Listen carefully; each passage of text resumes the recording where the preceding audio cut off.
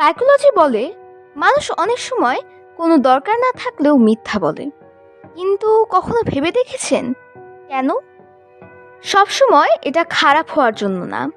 অনেক সময় ছোট ছোট মিথ্যা বলতে বলতে এটা এক সময় অভ্যাস হয়ে যায়। আর তখন তারা বুঝতেও পারে না কখন সত্য আর কখন মিথ্যা বলছে।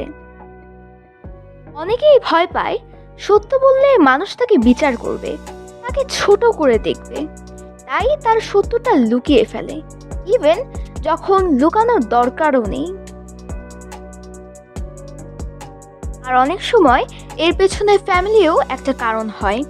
যদি কেউ এমন পরিবেশে বড় হয় যেখানে সত্য বললে বকা খেতে হয়, কথা শোনা হয় না, বা সবসময় চাপ আর ভয় থাকে, তাহলে সে ধীরে ধীরে মিথ্যা বলা শিখে ফেলে নিজেকে বাঁচানোর জন্য।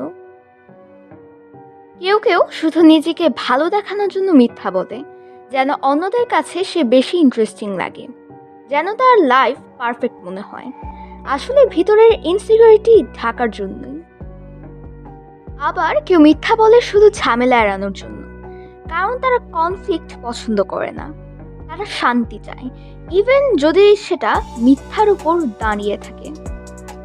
আরেকটা সত্য হলো, যখন কেউ মিথ্যা বলে সিচুয়েশন ম্যানেজ করতে পারে, তখন তার ব্রেন মনে করে এটা কাজ করছে, আর তখনই মিথ্যা বলা আরো সহজ হয়ে যায়। কিন্তু আমাদের মনে রাখতে হবে, মিথ্যা কখনো স্থায়ী সমাধান না।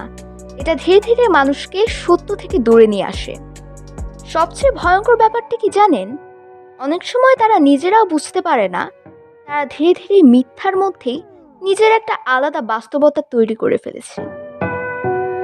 তাই কারণ যাই হোক, শেষ পর্যন্ত সত্যটাই সবচেয়ে শক্তিশালী পথ।